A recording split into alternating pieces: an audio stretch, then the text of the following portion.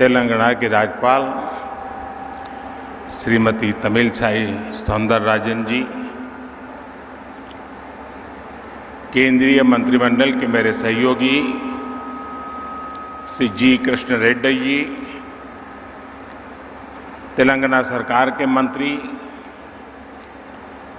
Indian school of business executive board के chairman, dean, अन्य professors, teachers, parents और मेरे प्यारे युवा साथियों,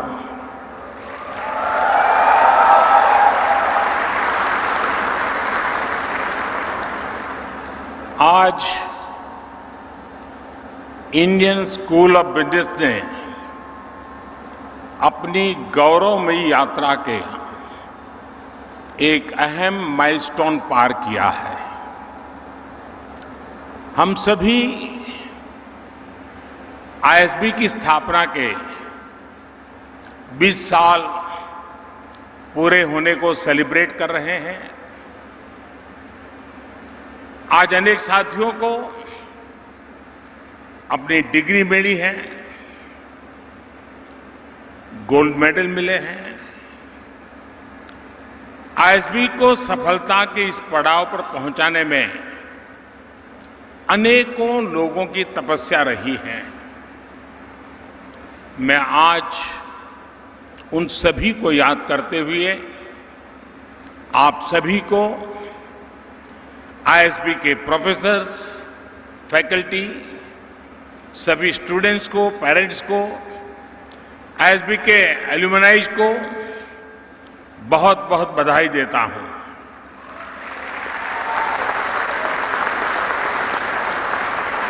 साथियों, साल 2001 में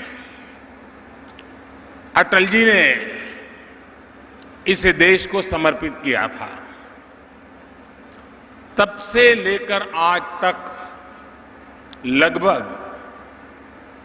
50,000 एग्जीक्यूटिव यहां से ट्रेन होकर निकले हैं। आज आईएसबी एशिया के टॉप बिजनेस स्कूलों में से एक है।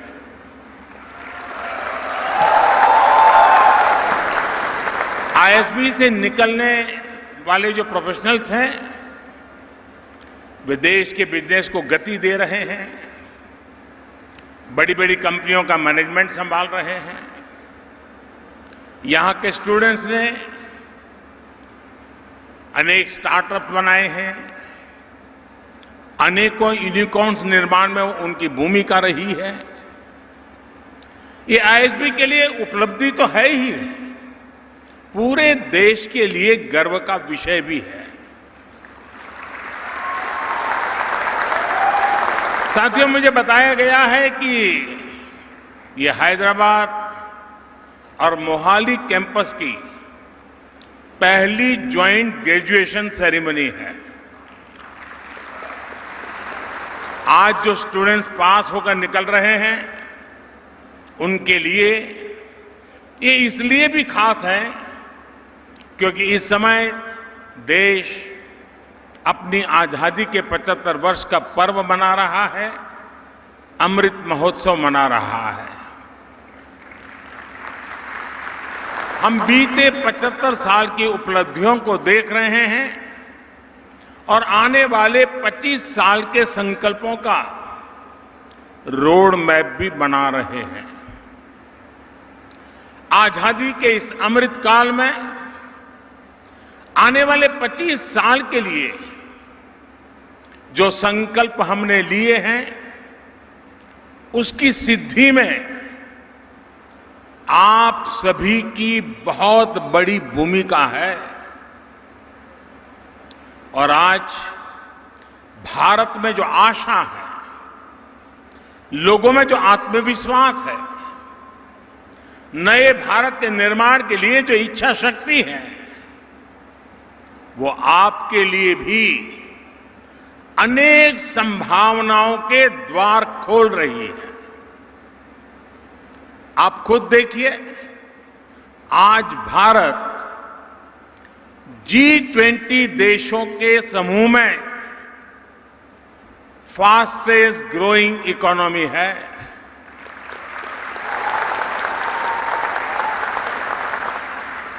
स्मार्टफोन डेटा कंज्यूमर के मामले में भारत पहले नंबर पे है। इंटरनेट यूजर्स की संख्या को देखें तो भारत दुनिया में दूसरे नंबर पर है। ग्लोबल रिटेल इंडेक्स में भी भारत दुनिया में दूसरे नंबर पर है। दुनिया का तीसरा सबसे बड़ा स्टार्टअप इकोसिस्टम भारत में है। दुनिया का तीसरा सबसे बड़ा कंज्यूमर मार्केट भारत में है। ऐसी कई चीजें मैं आपके सामने रख सकता हूं, गिना सकता हूं। कोरोना जैसी वैश्विक महामारी में हम सबने और दुनिया ने भारत का सामर्थ्य देखा है। सदी की इस सबसे बड़ी आपदा में ग्लोबल सप्लाई चेन्स में इतना बड़ा डिस्रप्शन हुआ, फिर युद्ध ने भी इस संकट को और बढ़ा दिया। इन सबके बीच भी भारत आज ग्रोथ के एक बड़े केंद्र के रूप में उभर रहा है। पिछले साल भारत में अब तक का सबसे ज्यादा रिकॉर्ड एफडीआई आया। आज दुनिया ये महसूस कर रही है कि इंडिया मीन्स बिजनेस, और ये केवल अकेले सरकार के प्रयासों के कारण संभव नहीं हुआ है। इसमें आईएसबी जैसे बिजनेस स्कूल्स का, यहां से निकलने वाले प्रोफेशनल्स का, देश के युवा का भी बहुत बड़ा योगदान है। चाहे स्टार्टअप्स हो या ट्रेडिशनल बिजनेस हो, चाहे मैन्युफैक्चरिंग हो या सर्विस सेक्टर हो, हमारे युवा ये साबित कर रहे हैं कि वो दुनिया को लीड कर सकते हैं। मैं सही बता रहा हूं ना? आपको भरोसा है कि नहीं अपने आप पर? मुझे आप पर भरोसा है, आपको अपने आप पर है।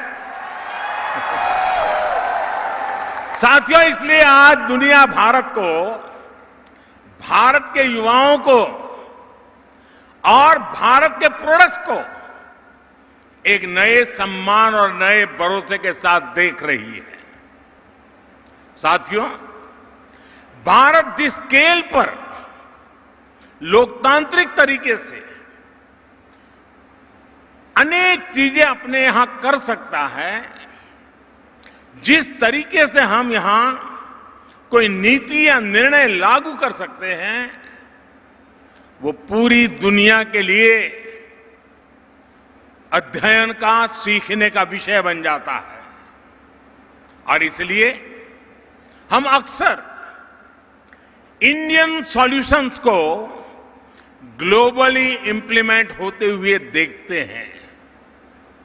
और इसलिए मैं आज इस महत्वपूर्ण दिन पर आपसे कहूंगा कि आप अपने व्यक्तिगत लक्ष्यों को देश के लक्ष्यों के साथ जोड़िए। आप जो सीखते हैं, आपका जो भी अनुभव होता है, आप जो भी इनिशिएटिव लेते हैं, उससे देश हित कैसे सधेगा, इस बारे में हमेशा सोचना चाहिए। जरूर सोचिए। आज देश में चाहे ईज ऑफ डूइंग बिजनेस के लिए अभियान हो, 1,500 से ज्यादा पुराने कानूनों और हजारों कंप्लायंसेस को समाप्त करने का काम हो, टैक्स के अनेकों कानूनों को समाप्त करके जीएसटी जैसी पारदर्शी व्यवस्था का निर्माण हो, एंटरप्रेन्योर्स और इनोवेशंस को बढ़ावा देना हो, नई स्टार्टअप पॉलिसी हो, ड्रोन पॉलिसी हो, अनेक नए सेक्टर्स को खोलना हो, 21वीं सदी की आवश्यकताओं को पूरा करने वाली नेशनल एजुकेशन पॉलिसी को लागू करना हो, ये सारे बड़े बदलाव आप जैसे युवाओं के लिए ही तो हो रहे हैं।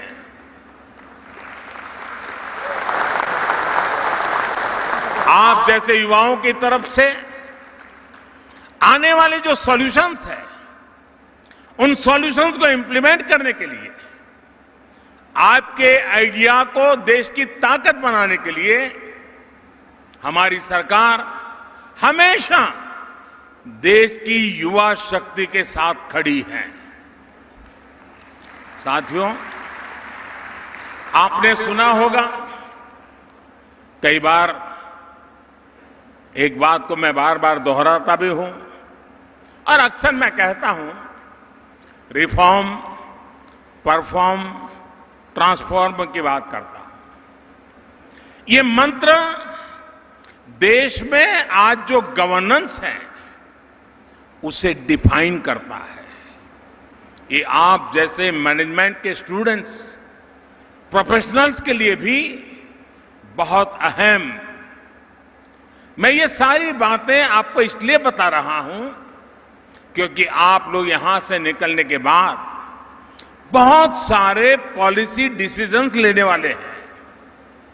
पॉलिसी सिर्फ ड्राइंग रूम पर अच्छी हो, कागज पर बेहतर हो, जमीन पर अगर नतीजे ना दें तो उसका कोई लाभ नहीं होता। इसलिए पॉलिसी का आकलन इंप्लीमेंटेशन और एंड रिजल्ट के आधार पर होना चाहिए। रिफॉर्म, परफॉर्म, ट्रांसफॉर्म के मंत्र ने कैसे पॉलिसीज को, देश की गवर्नेंस को रिडिफाइन किया है, ये भी मैं चाहूंगा कि आप जैसे नौजवानों को जानना बहुत जरूरी है। साथियों, बीते 8 साल की तुलना अगर आप उसके पहले के 3 दशक से करेंगे तो एक बात जरूर नोट करेंगे, हमारे देश में रिफॉर्म्स की जरूरत तो हमेशा से महसूस की जाती रही थी, लेकिन पॉलिटिकल विल पावर की हमेशा कमी रहती थी।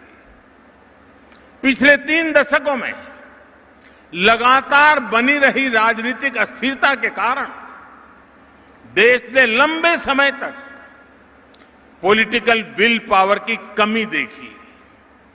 इस वजह से देश रिफॉर्म से बड़े फैसले लेने से दूर ही रहा। 2014 के बाद से हमारा देश राजनीतिक इच्छा शक्ति को भी देख रहा है और लगातार रिफॉर्म भी हो रहे हैं। हमने दिखाया है कि अगर ईमानदारी के साथ, इच्छा शक्ति के साथ रिफॉर्म की प्रक्रिया को आगे बढ़ाई जाए तो जन समर्थन अपने आप बढ़ता है। फिनटेक का उदाहरण हमारे सामने है। जिस देश में कभी बैंकिंग ही एक प्रिविलेज मानी जाती थी, उसी देश में फिनटेक सामान्य नागरिकों के जीवन को बदल रही है।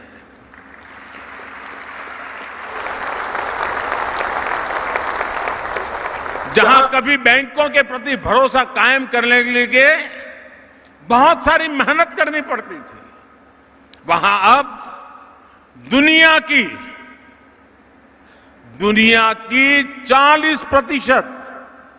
40% डिजिटल ट्रांजैक्शन हिंदुस्तान में हो रही है।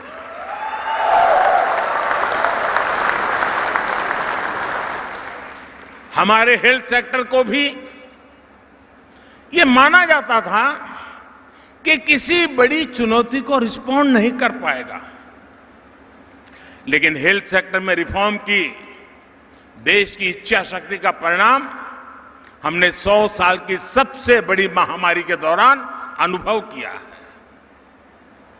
कोरोना ने जब दस्तक दी तब हमारे पास पीपीई किट्स बनाने वाले मैन्युफैक्चरर ना के बराबर थे। कोरोना स्पेसिफिक जरूरी इंफ्रास्ट्रक्चर भी नहीं था, लेकिन देखते ही देखते 1100 से अधिक पीपीई मैन्युफैक्चरर्स का नेटवर्क भारत में तैयार हो गया। कोरोना की टेस्टिंग के लिए भी शुरुआत में कुछ दर्जन लैब्स थी। बहुत कम समय में देश में 2500 से अधिक टेस्ट लैब्स का नेटवर्क बन गया।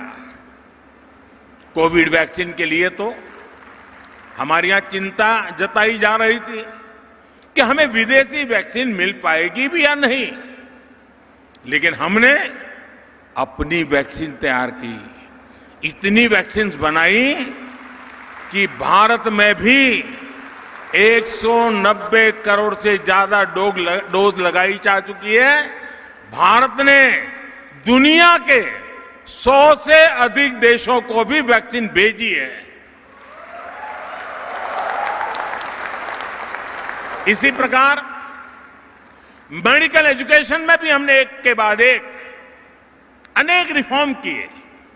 इसी का परिणाम है कि बीते 8 सालों में मेडिकल कॉलेज की संख्या 380 से बढ़कर 600 से भी अधिक हो गई है। देश में मेडिकल की ग्रेजुएट और पोस्ट ग्रेजुएट की सीटें 90,000 से बढ़कर 1.5 लाख से ऊपर हो चुकी हैं। साथियों, पिछले 8 वर्षों में देश ने जो इच्छा शक्ति दिखाई है, उसकी वजह से एक और बड़ा बदलाव आया है। अब ब्यूरोक्रेसी भी पूरी शक्ति से रिफॉर्म्स को जमीन पर उतारने में जुटी है।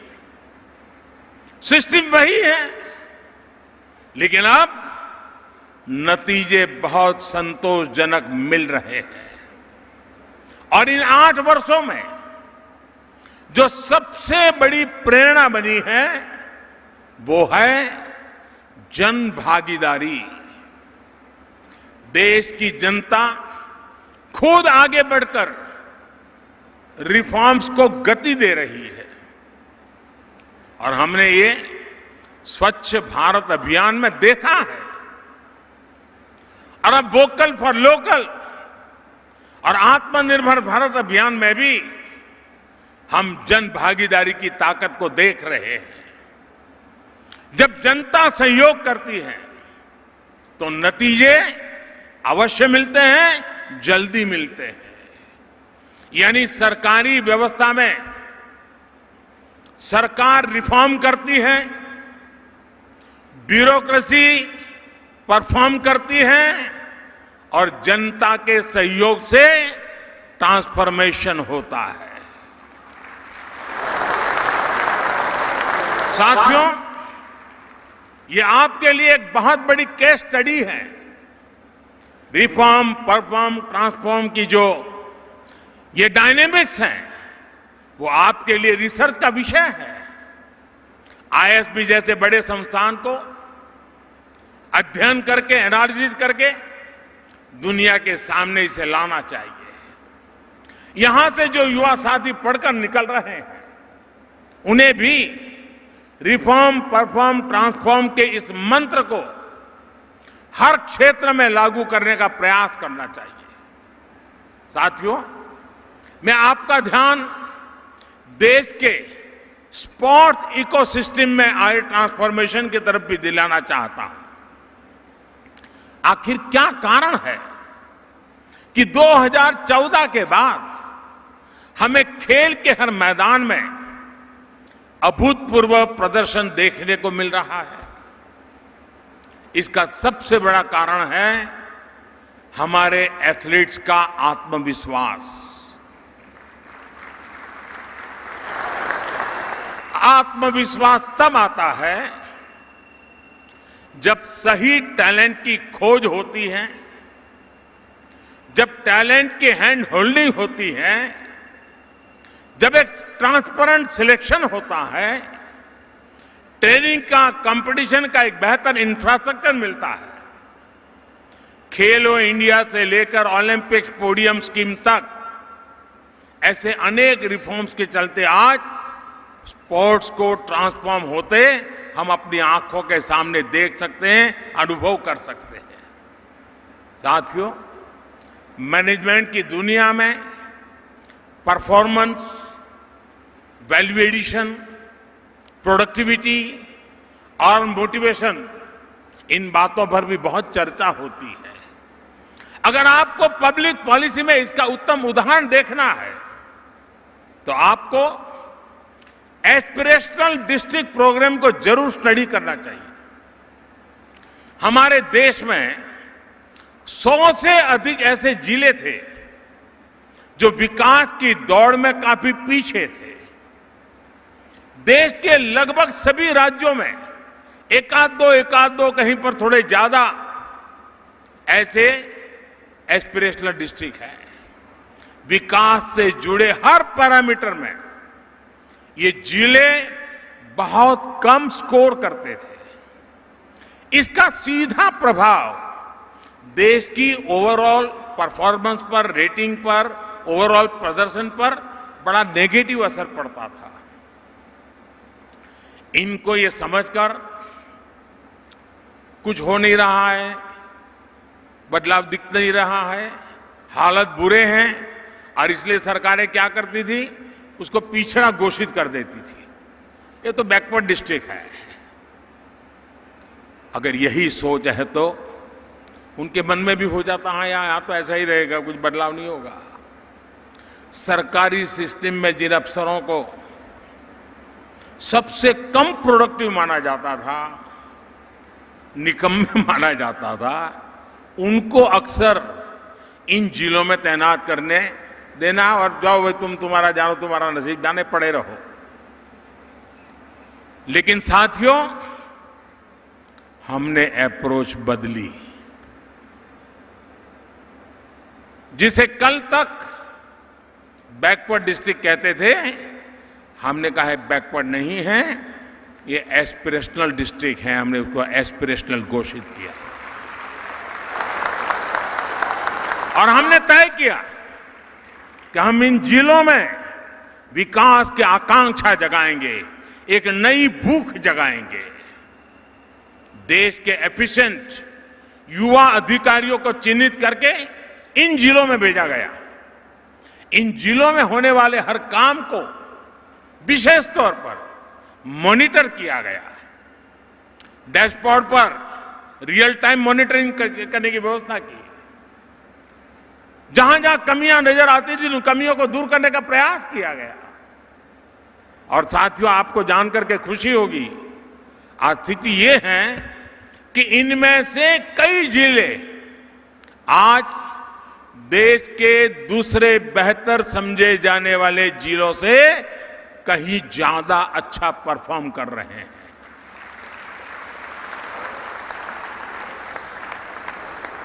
जिन्हें कभी पिछड़े जिले कहते थे, देश के डेवलपमेंट पैरामीटर्स को प्रभावित करते थे, वो आज एस्पिरेशनल डिस्ट्रिक्ट बनकर देश के विकास को गति दे रहे हैं। अब हमने राज्यों से कहा है कि इस अप्रोच को और विस्तार दें। हर जिले में ऐसे ब्लॉक्स होते हैं जो विकास के मामले में दूसरों से पिछड़ गए हैं। ऐसे ब्लॉक्स को आइडेंटिफाई करके एस्पिरेशनल ब्लॉक्स अभियान को अब आगे बढ़ाया जा रहा है। देश में हो रहे ये बदलाव, इनकी जानकारी आपको पॉलिसी डिसीजंस में, मैनेजमेंट में बहुत मदद करेगी। साथियों, आपके लिए ये सब जानना इसलिए भी जरूरी है क्योंकि आज देश में बिजनेस के मायने भी बदल रहे हैं और बिजनेस का दायरा भी बढ़ रहा है। आज भारत में economic landscape small, medium, cottage और यहां तक कि इनफॉर्मल एंटरप्राइज तक में फैल रहा है। ये बिजनेस लाखों लाख लोगों को रोजगार के अवसर दे रहे हैं। इनका सामर्थ्य बहुत ज्यादा है, इनमें आगे बढ़ने का कमिटमेंट बहुत ज्यादा है। इसलिए आज जब देश आर्थिक विकास के नए अध्याय को लिख रहा है तो हमें एक और बात याद रखनी होगी। हमें छोटे व्यापारियों, स्मॉल बिजनेस का भी उतना ही ध्यान रखना होगा। हमें उन्हें ज्यादा बड़े प्लेटफॉर्म देने होंगे, ग्रो करने के लिए ज्यादा बेहतर मौके देने होंगे। हमें उन्हें देश विदेश में नए नए बाजारों से जोड़ने में मदद करनी होगी। हमें उन्हें ज्यादा से ज्यादा टेक्नोलॉजी से जोड़ना होगा। और यही पर, इसी बात पर आईएसबी जैसे संस्थान, आईएसबी के स्टूडेंट्स की भूमिका बहुत अहम हो जाती है। एक फ्यूचर बिजनेस लीडर के तौर पर आप सभी को, हर बिजनेस को और बड़ा और विस्तार करने के लिए आगे आना होगा, जिम्मेवारियां संभालनी होगी। और आप देखिएगा, आप छोटे बिजनेस को ग्रो करने में मदद करेंगे तो आप लाखों एंटरप्रेन्योर्स के निर्माण में मदद करेंगे, करोड़ों परिवारों की मदद करेंगे। भारत को फ्यूचर रेडी बनाने के लिए हमें सुनिश्चित करना होगा कि भारत आत्मनिर्भर बने। और इसमें आप सभी बिजनेस प्रोफेशनल्स की बहुत बड़ी भूमिका है। और यह आपके लिए एक तरह से देश की सेवा का अहम उदाहरण होगा। साथियों, देश के लिए कुछ करने का, देश के लिए कुछ कर गुजरने का आपका जज्बा देश को नई ऊंचाई पर ले जाएगा। मुझे आईएसबी पर, आईएसबी के स्टूडेंट्स पर, आप सभी नौजवानों पर बहुत भरोसा है, बहुत विश्वास है। आप एक पर्पज के साथ इस प्रतिष्ठित संस्थान से बाहर निकले। आप अपने गोल्स को राष्ट्र के संकल्पों के साथ जोड़िए। हम जो कुछ भी करेंगे उससे एक राष्ट्र के रूप में सशक्त होंगे। इस कमिटमेंट के साथ जब आप कोई भी प्रयास करेंगे तो सफलता आपके कदम पर होगी। एक बार फिर आज जिन जिन साथियों को मुझे मेडल देने का अवसर मिला है और भी जो लोगों ने सिद्धियां प्राप्त की हैं, उनको, उनके परिवारजनों को अनेक अनेक शुभकामनाएं देता हूं। और आईएसबी भारत की विकास यात्रा में ऐसी पीढ़ियों को तैयार करता रहे, ऐसी पीढ़ियां राष्ट्र के लिए समर्पित भाव से कार्य करती रहे। इसी एक अपेक्षा के साथ आप सबका बहुत बहुत धन्यवाद।